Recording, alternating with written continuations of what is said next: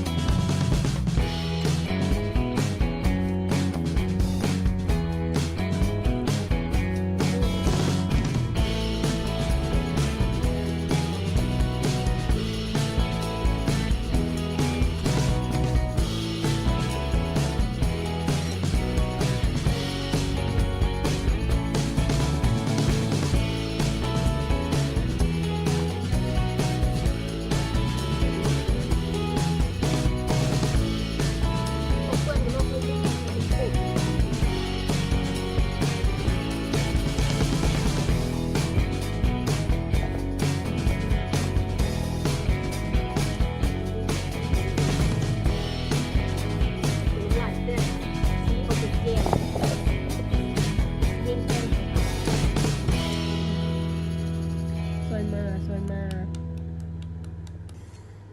นี่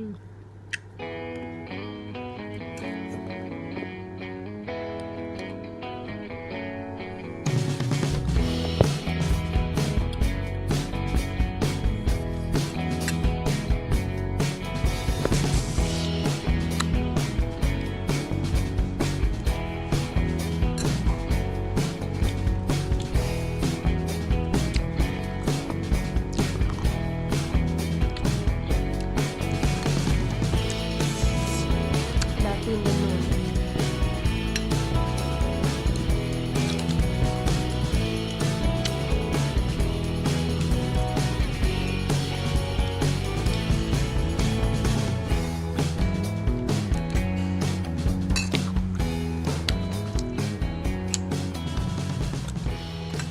โอเค